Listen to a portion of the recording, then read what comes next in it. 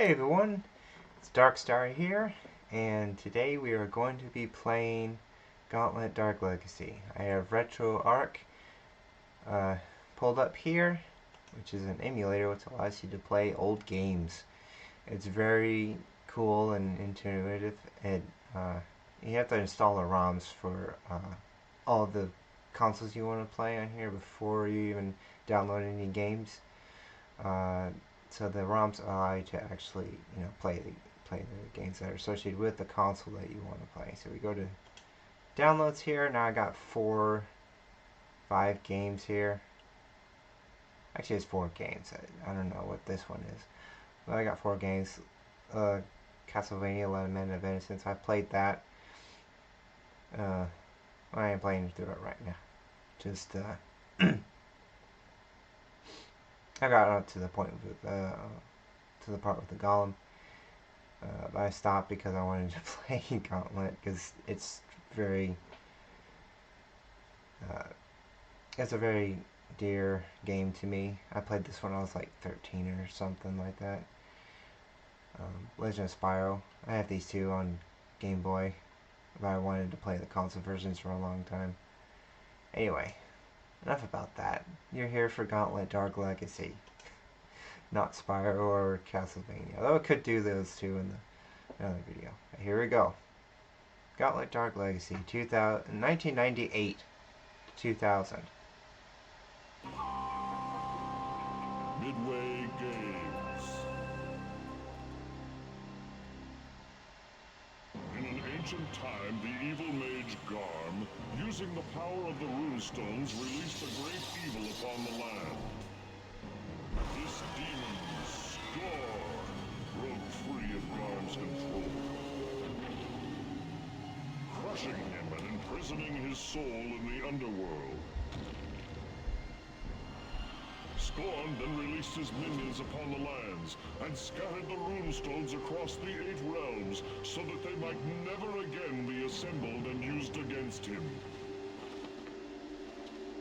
No one has dared try until now. I love the voice of Patrick from SpongeBob. Plankton. There we go. Plankton, not Patrick. Dark Legacy. Alright, here we are. Gauntlet Dark Legacy. Let's press start.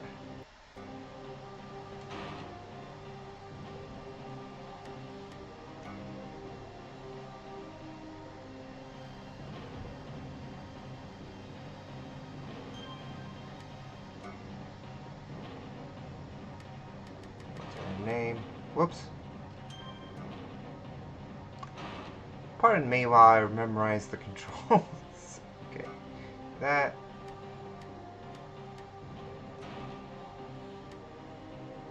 A. R.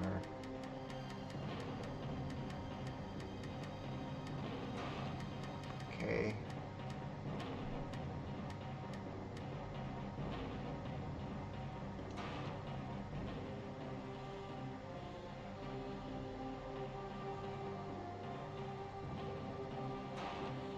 Go. Now, I've played this several times before. I played with the knight first, just to get the feel of the combat. Especially since he's really good at hand-to-hand combat, and he's really easy to use. I have played the tigress before, and she has increased stats from the archer. Though I think I want to be, for nostalgia's sake, let's just go with the Green Archer, because she was the first character I picked up. Welcome, Green Archer.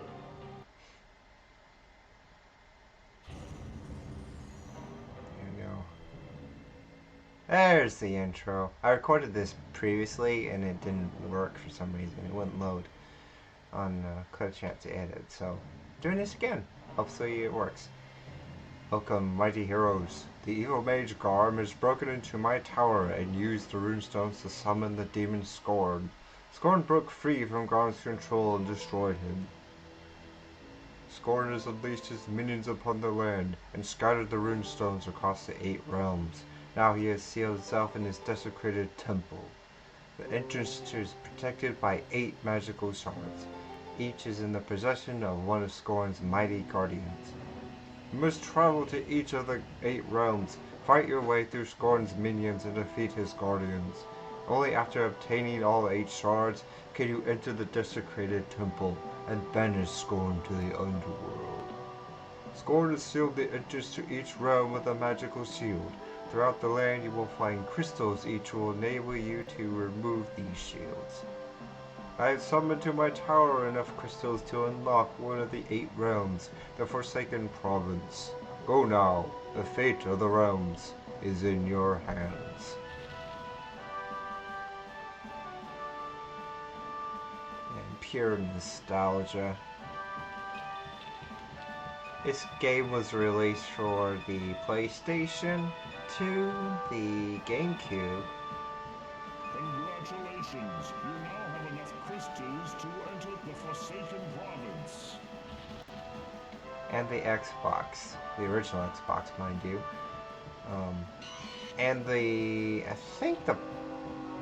I'm not sure if the N64 had a version of Dark Legacy. It might have. I'm not sure. I know Legends was released on the N64. But this was once an arcade cabinet. You are now entering the Poison So we're essentially just playing a port of that arcade game. Except you don't have any credits or anything. You can just replay once you die. Save keys to open doors and chests. Some barrels contain items.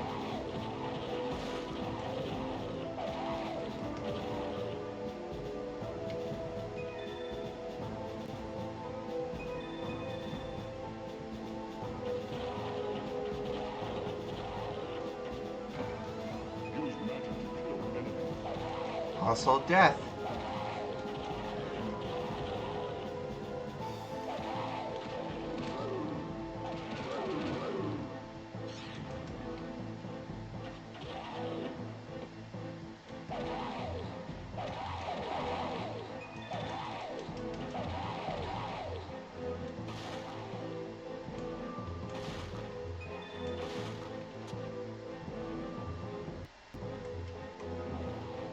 Oh, shoot. I forgot to set my controls.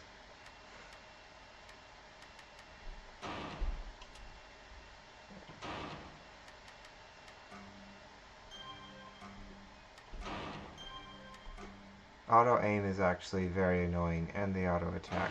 It's best to mash the controls yourself and aim yourself. Ah, that's better. Much better.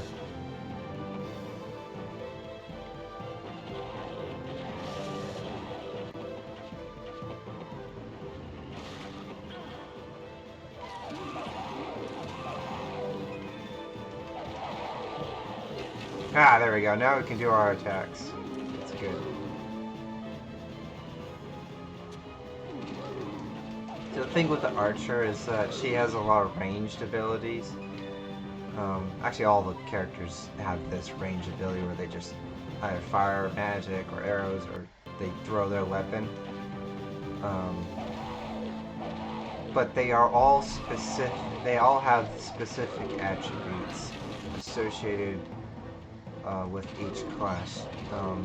The warrior, the minotaur, and the knight all are melee characters, so you want to go up and attack them because they have a very high shield, but their attack is a little slow. Their speed is also a little slow.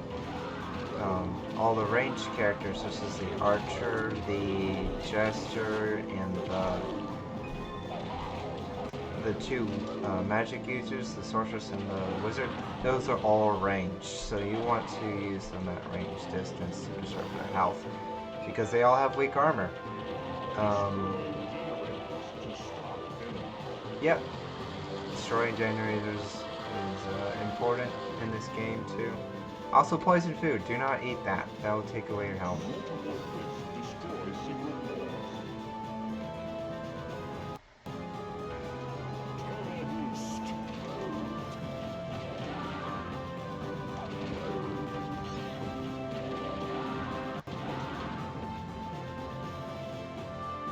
Past the mill is a well-guarded vault. So all of the runestones are hidden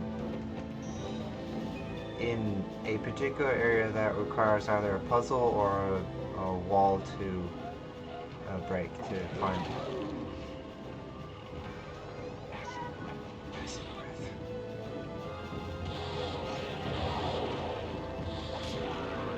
That right there is a general. They are tough. Do not engage these guys when you're playing a ranged character. Oh, don't engage in that point-blank range. That's fine. Not to say, but yeah, you don't want these guys to be.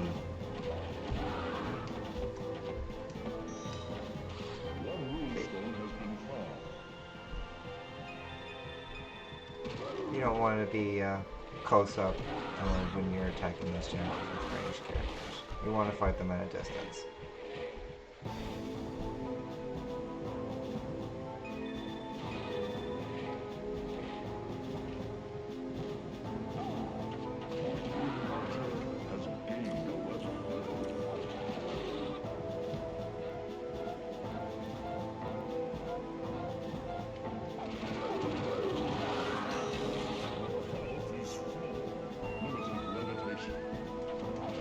No, my health is full. Oh, jeez. Those guys right there, those are, we call those bombers because, well, they explode. And they either have a poison barrel or a explosive barrel. Explosive barrels are more dangerous than the poison because they take a lot of health away from you. See? Like that. And you can shoot, you always shoot them from a distance because their blast radius is pretty big.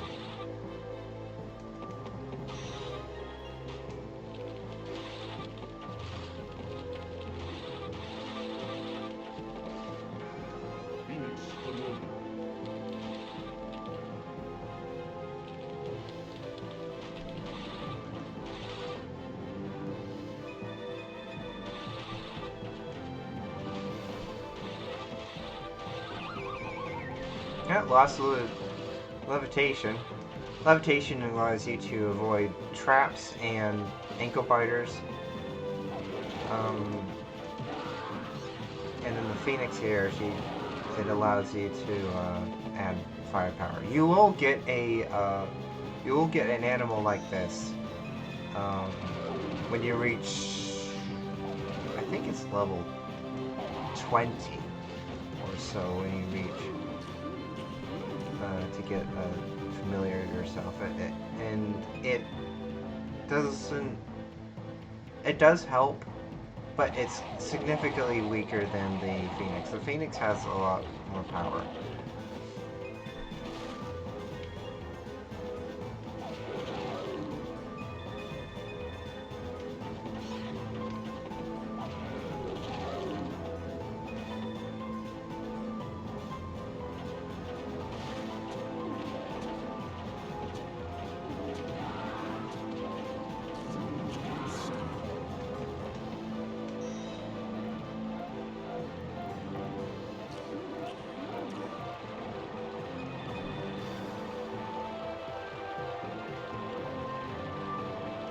Super shot. The archer benefits from super shots and multi-shot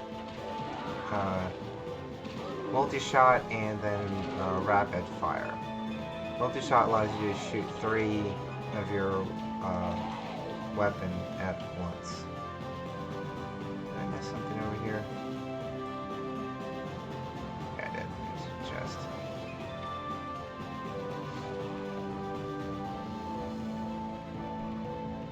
But yeah, the archer, the way she levels up is that you have to have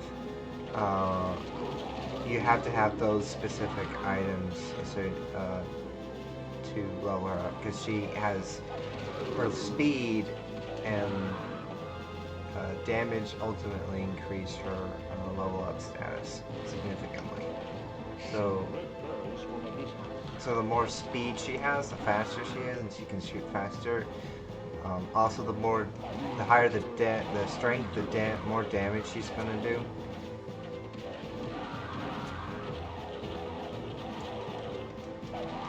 So if you got both of those attributes scaled up, if both those attributes scaled up, then she can dish out a lot of damage.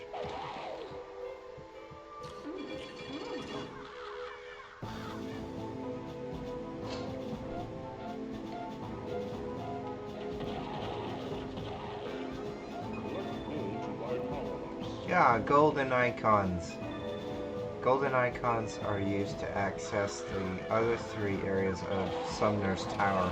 There's the Lion Claws, there are the Snake Fangs, which is one of them I just collected. An apple. I love that line. And then there's the feathers, eagle feathers. You have to have all of those golden items in order to progress to the very end of the game. If you don't, you might end up replaying a level more than once.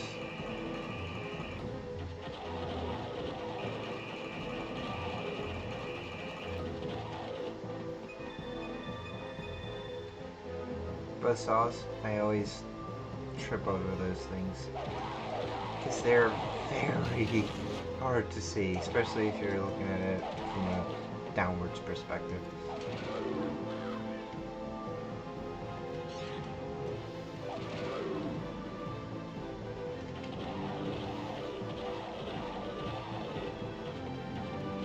Yeah, there you go. That's how you use red barrels. You shoot them to destroy enemies, and your generators up there, right there.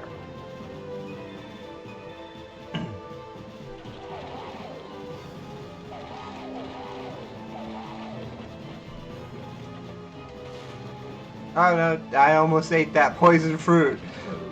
Not good. Especially with your health being... Especially with the health being this low. You do not want to eat poison fruit. I think it takes away like... Oh no! Takes... Okay, yeah, so that's a good example of not opening a chest that has a bomb. It might destroy whatever's inside, which could be food or treasures. Keys and crystals do not get destroyed when something explodes. The only caveat is that if the item, say the key, is in a chest and and you blow up something, like a red barrel that's near it, it will actually destroy it, which is not good.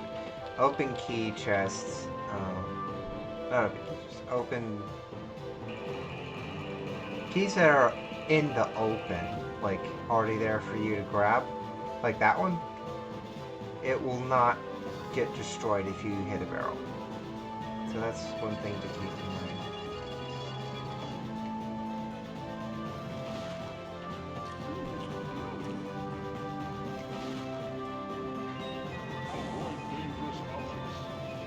Thank you, Sumner, for telling me that.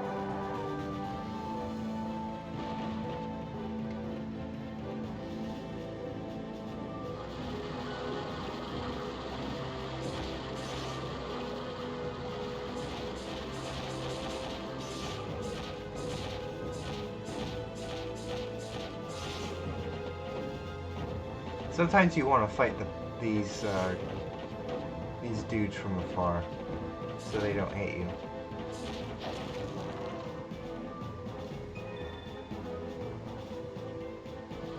That was not a really good example, but I'm sure we'll come across another guy.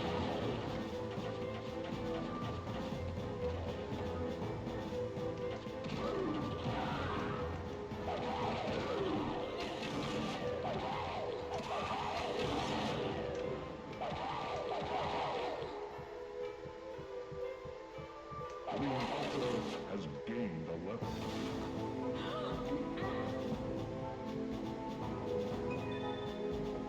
dialogue in this game is so good. Like, all the voice acting for each of the characters is very unique and different. Especially when you're playing two players and you, like, are fishing for food or whatnot. If one player opens a chest, and there's like food inside of it and they need health, and if someone else with higher health or full health gets that item, then the player who opened the chest will say something rude. It's pretty funny. It's pretty funny. Now I'm not gonna, that was the shop you just saw, I'm not gonna buy anything yet because we only have 650 gold, and what I really want to do is first to level her up very slowly, starting with speed and maybe a little bit of armor, and then work on the damage, the strength.